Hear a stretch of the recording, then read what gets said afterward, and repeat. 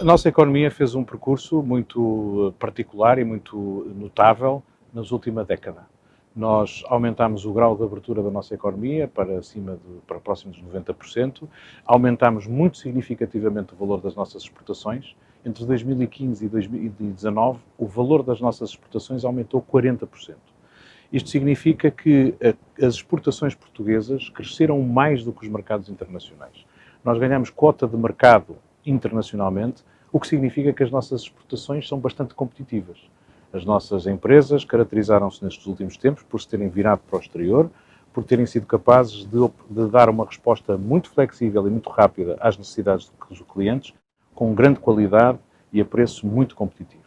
Isso leva-me a dizer que a nossa economia ganhou competitividade. É isso que os dados mostram.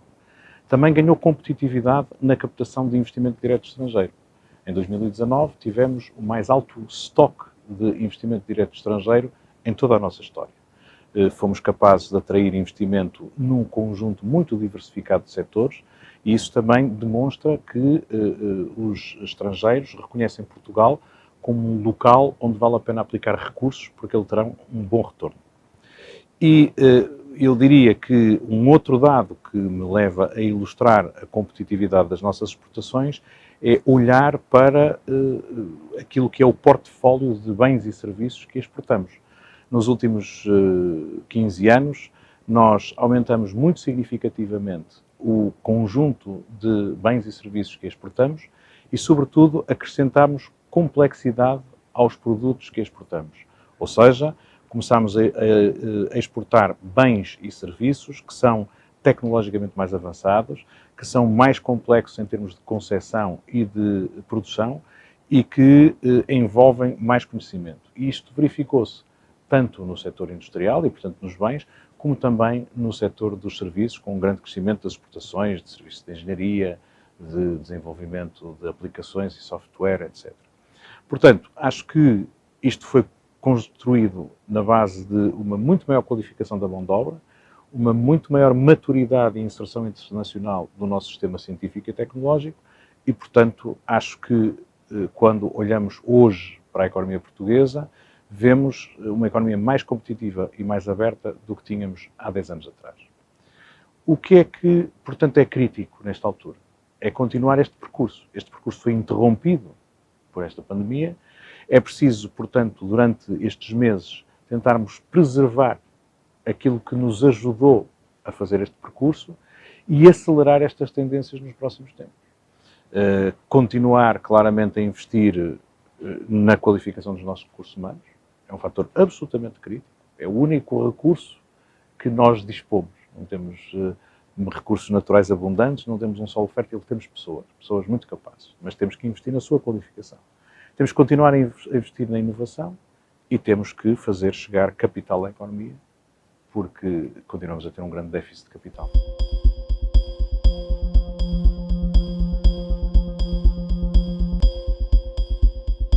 Hoje em dia, todos os setores são confrontados com as questões de sustentabilidade, quer pelo lado da pressão dos consumidores, que hoje em dia exigem cada vez mais produtos que sejam sustentáveis, mas também por via da própria imposição de regras ao nível da União Europeia.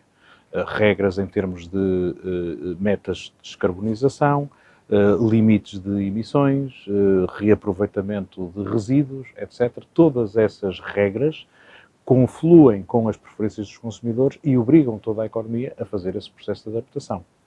E eu, apesar de tudo, queria dizer que também, mais uma vez, o país fez progressos importantes e não compara mal internacionalmente. Por exemplo, Portugal foi o país que, nos últimos 10 anos, mais reduziu as emissões de gases com efeito de estufa em toda a União Europeia. Em 2019 tínhamos uma redução de 9%. E com o encerramento das centrais a carvão, que vai ser continuado a fazer, ainda vamos reduzir mais esses gases. Mas isso não esgota tudo aquilo que temos de fazer em termos de sustentabilidade. Acho que, além de continuarmos a fazer este esforço da transição energética e da descarbonização, temos que investir muito na circularidade da nossa economia. Temos que ser capazes de utilizar como produtos intermédios e como recursos produtivos aquilo que são os nossos resíduos, montar toda essa logística e dar os apoios às empresas para que possam fazer esse percurso. E temos que fazer muito investimento em inovação. Todo o desafio da mudança dos nossos processos de embalagem, da redução do plástico de uso único, da capacidade de reaproveitamento de praticamente todos os nossos bens, vão exigir a montagem de uma logística, um novo enquadramento legislativo e regulatório e fiscal e um conjunto de apoios ao sistema económico para que eles possam percorrer este percurso da forma mais rápida e mais eficiente possível.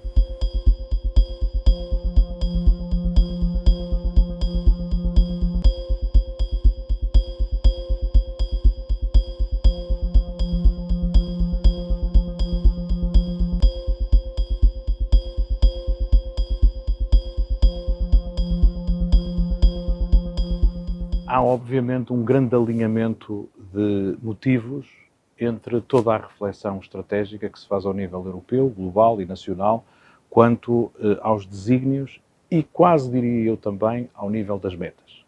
E, portanto, não é de admirar que em toda a reflexão, que vai desde o nível do Governo Nacional, que vai da Comissão Europeia, e até ao nível dos planos setoriais de associações empresariais, etc., os temas da descarbonização, os temas da digitalização, os temas da conjugação da produção física e do conhecimento intelectual acabem por estar muito alinhados. E por isso, eu, quando leio a visão estratégica que o professor Costa Silva propõe à discussão pública, é um documento dele, que está colocado à discussão pública e que depois será aproveitado pelo Governo para construir o plano de recuperação, obviamente não me surpreende reconhecer ali temas que são comuns a todos nós. E, portanto, acho que agora o que temos que focar é o ritmo de resposta a cada uma destas questões e assegurarmos também a alocação de recursos em função de múltiplas prioridades que temos. Mas o sentido é um sentido alinhado e que eu acho que a oportunidade da discussão pública deste documento, aquilo que permite a toda a comunidade nacional, é articular melhor uma visão comum do ponto onde queremos estar, para que todos os nossos... Tudo isto depois se declina em projetos que vão e programas que vão desde o Estado até cada uma das empresas. E, portanto, cada um de nós poderá ter uma espécie de referencial comum e um quadro de apoios, quer institucionais, quer financeiros, para conseguir percorrer esse caminho.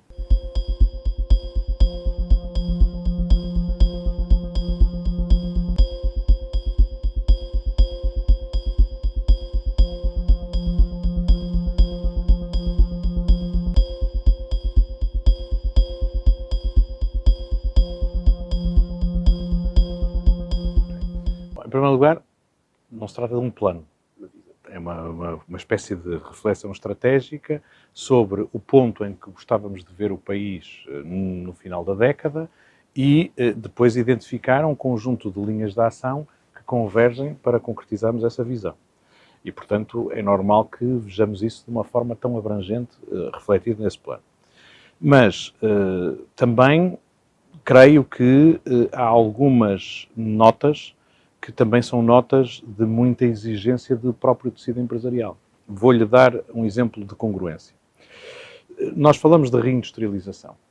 É muito importante. O peso da indústria no valor acrescentado bruto em Portugal reduziu-se nestas últimas 2 décadas de 20 e poucos por cento do PIB para cerca de 17% agora.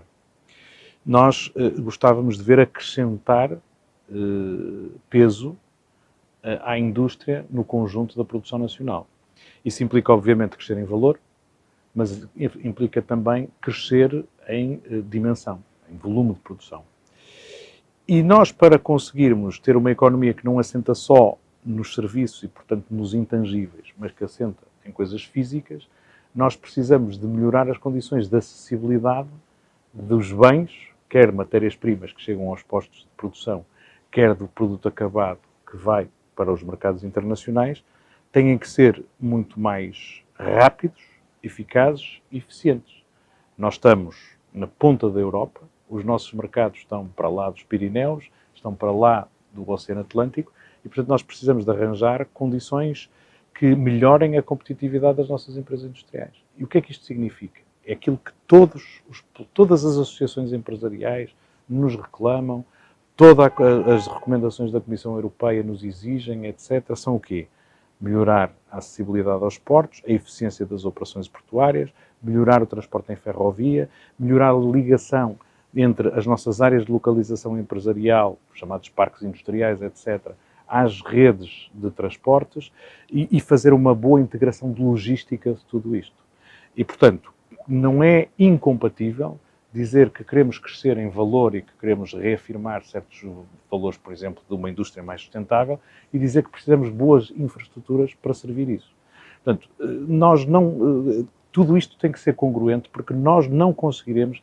Nós temos hoje em dia limitações à competitividade e aos planos de expansão das nossas empresas que são condicionados por isso.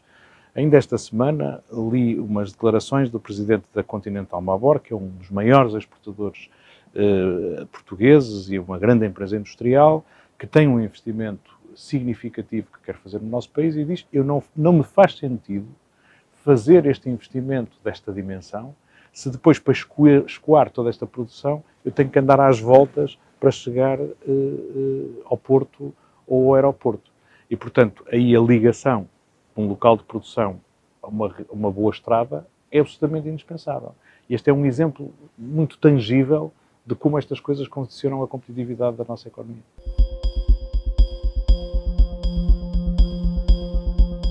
O software é o mais indispensável, eu diria que é assim. A temática mais constante e aquela que é provavelmente a que explica melhor o crescimento da competitividade da nossa economia nos últimos anos é a qualificação das exportações. Quando eu entrei na universidade, só 10% dos jovens da minha idade é que frequentavam o ensino superior. O ano passado, mais de 50% dos jovens portugueses com 20 anos andavam no ensino superior. E nós temos ainda um baixo nível da nossa população ativa com qualificações ao nível do secundário.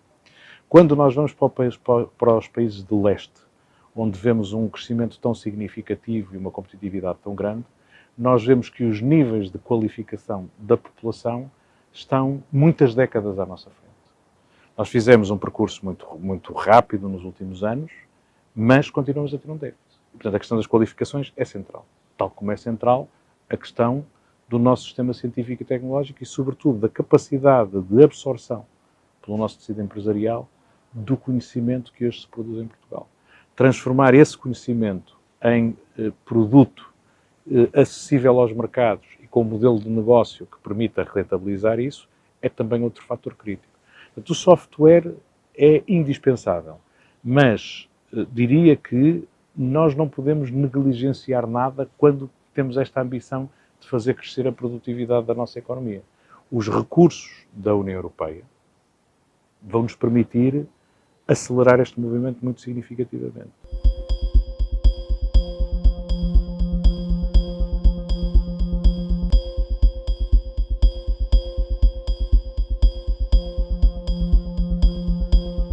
Bom, nós queixamos-nos muito em Portugal da nossa administração pública.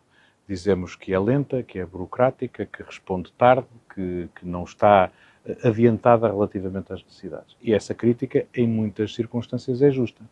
Essa crítica é justa porque é o reflexo de décadas de desinvestimento na nossa administração pública. E eu acho que hoje em dia tem que se dizer isto muito claramente, que é assim, não ter investido na qualificação dos nossos recursos humanos, não ter investido na modernização das infraestruturas tecnológicas e das plataformas em que a administração pública trabalha, sai muito caro ao país. E uma parte muito importante do esforço de investimento que vamos fazer é termos uma administração pública preparada para as exigências de uma sociedade e de uma economia que estão a querer dar este salto em frente do que referimos. Nós temos áreas de excelência na nossa administração pública, não tenho dúvidas, mas temos um conjunto de setores onde os funcionários estão envelhecidos, estão desmotivados por décadas de estagnação salarial, estão não dispõem das ferramentas básicas que qualquer de nós em nossa casa tem para fazer as tarefas mais elementares. Os nossos cidadãos exasperam, porque nós hoje em dia conseguimos, a partir de um aparelho como este, fazer operações muito complexas. Nós podemos fazer pagamentos, nós podemos resolver quase todas as situações da nossa vida cotidiana.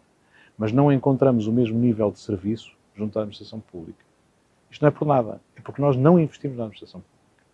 E, portanto, eu estou absolutamente convencido que nós temos que assumir que investir na qualificação e modernização da nossa administração pública é uma condição indispensável para termos uma sociedade e uma economia à altura das aspirações de qualquer de nós.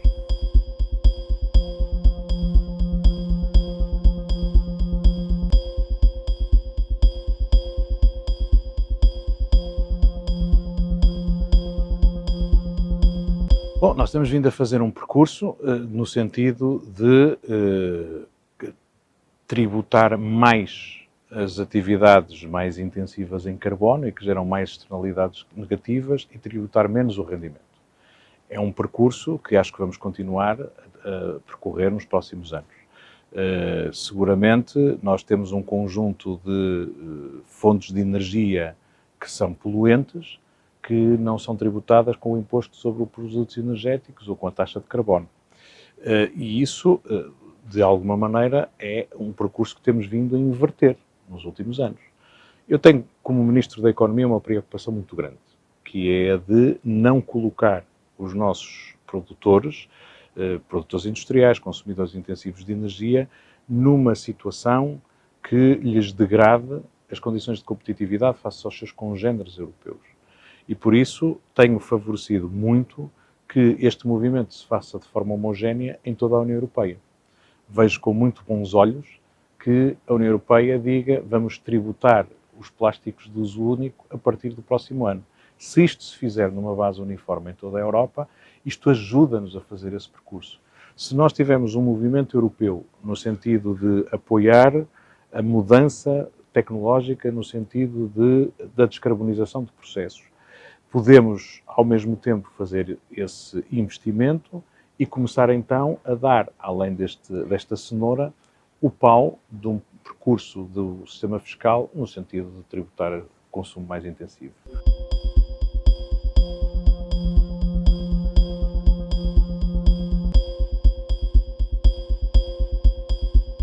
Não sei se estou de acordo, lendo o documento no seu conjunto, há ali algumas linhas de força que são muito evidentes. A afirmação de que central nisto tudo é as empresas, é nós aumentarmos a competitividade das nossas empresas, a produtividade da nossa economia. E isso depende de um conjunto de fatores. Obviamente nós temos uma política industrial de modernização da nossa indústria que tem apoiado muito significativamente ao longo dos últimos 30 anos a modernização, a descarbonização da nossa indústria, do nosso sistema energético. Temos que fazer este percurso de investir nestas condições de base, na qual também que influenciam o contexto competitivo em que as empresas atuam. Quando nós dizemos que precisamos de reduzir os tempos de licenciamentos e os procedimentos, nós precisamos então de investir, como eu dizia, na modernização e na qualificação da administração pública. Eu acho que um país moderno e uma economia competitiva precisa de empresas capitalizadas, com recursos humanos qualificados, com boa intensidade tecnológica, a atuarem num contexto em que a administração pública ajuda a resolver problemas de forma rápida, em que as infraestruturas servem uma economia moderna, em que o sistema educativo, o sistema de saúde, etc., correspondem às aspirações de uma população. E, portanto, não há aqui, acho eu, dizer é só isto ou é só aquilo. É preciso caminhar tudo em conjunto para termos a sociedade moderna que aspiramos.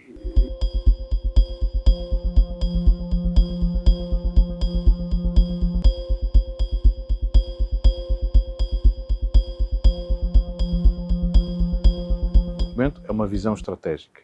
O plano de recuperação é muito focado no imediato. O que precisamos é que o plano de recuperação não esteja a ser apenas estímulo económico desligado das prioridades de longo prazo e nos ajude a construir agora as bases daquilo que é a nossa visão estratégica. E, portanto, é preciso ter esse referencial de orientação. O plano de recuperação, até por força das próprias diretrizes da União Europeia, vai estar focado num conjunto de matérias e de prioridades que têm que conjugar duas coisas que para nós são muito importantes. Por um lado, precisam de corresponder a programas e projetos de concretização muito rápida. Em segundo lugar, vão-nos ajudar a recuperar o passivo que resulta desta crise. Nós temos uma quebra muito grande da economia neste segundo trimestre, a retoma não vai ser no mesmo ritmo e, portanto, nós precisamos, para amortecer este impacto, de fazer bastantes despesas com medidas de apoio ao emprego, de proteção dos rendimentos das famílias e também tivemos que fazer despesas extraordinárias na matéria sanitária. Uma parte muito significativa do plano de recuperação vai ser para apoiar estas medidas. A segunda vai ter que ser focada na concretização de programas rápidos, focados também naquilo que são as prioridades da União Europeia. E aí, claramente, vamos optar por pequenas infraestruturas de rápida concretização e que sejam alinhadas com estas prioridades estratégicas. Por exemplo, o caso mais típico é o investimento nos chamados missing links, nas ligações entre áreas de localização empresarial e as infraestruturas grandes e as grandes infraestruturas e, por exemplo, os portos. É uma reclamação muito antiga do setor industrial e onde nós não temos tido recursos para isso. Como sabe, a União Europeia não paga normalmente estradas. E, portanto, temos agora a possibilidade de pegar em todo esse programa de missing links e o concretizar muito rapidamente. Temos a possibilidade, por exemplo, de investir na digitalização das nossas escolas e das nossas empresas. São programas relativamente rápidos, alinhados com as prioridades de longo prazo e que vão concretizar estes tempos imediatos.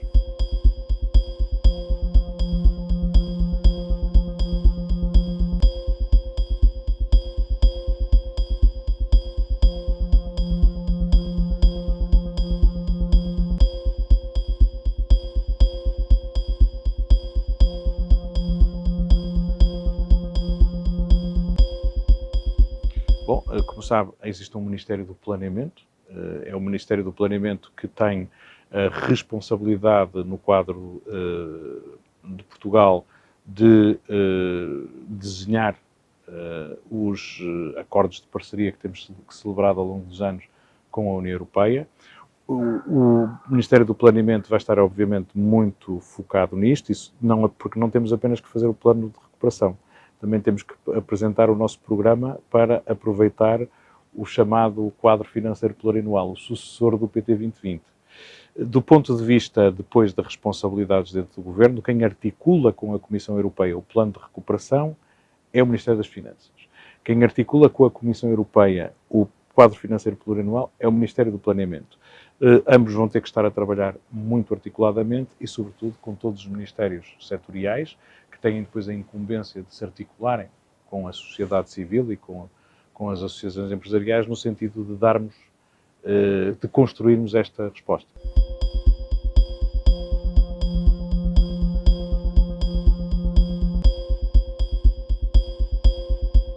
Bom, a garantia, diria, está dispersa por todas as autoridades de gestão dos vários programas operacionais.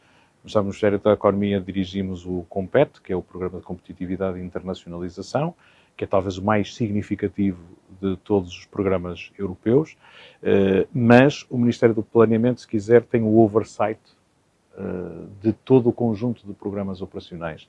A responsabilidade da execução do COMPET está no Ministério da Economia, a responsabilidade pela supervisão da forma como são alocados e pelo controle da execução é do Ministério do Planeamento.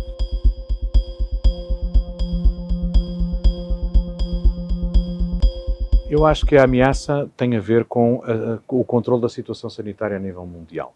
Eu, neste momento, estou muito convencido que nós não conseguiremos ter a retoma económica enquanto não tivermos a situação sanitária controlada, porque a economia global está tão interligada que nenhum país cresce sozinho para fora desta crise.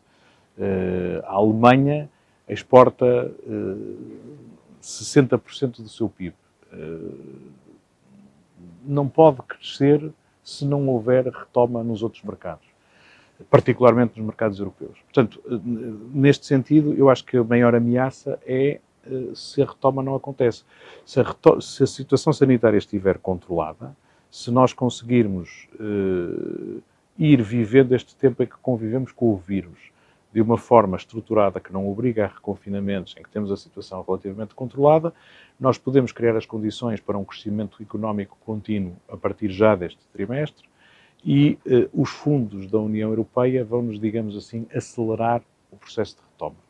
Se porventura isto se descontrola, se não temos sucesso numa vacina, se os países são obrigados a fazer reconfinamentos, obviamente a situação prolonga-se muito mais e estes estímulos podem não ser suficientes. Diria esse que é a maior ameaça.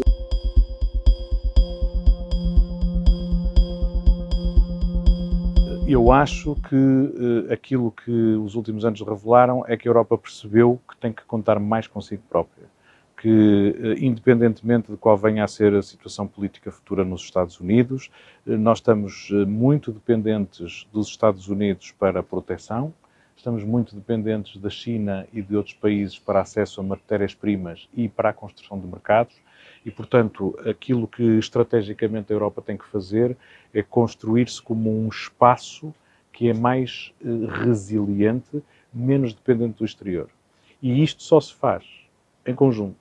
Mesmo o maior Estado da Europa, a Alemanha, não tem matérias-primas, não tem mercados interno para onde possa escoar toda a sua produção e não consegue reagir perante ameaças externas. E, portanto, nós todos ganhamos a consciência da vulnerabilidade da Europa, de que construímos um modelo de prosperidade assente num sistema multilateral construído pelos Estados Unidos, que agora está em crise. E, portanto, a nossa prosperidade futura depende da afirmação mais forte da União e da sua integração cada vez mais intensa.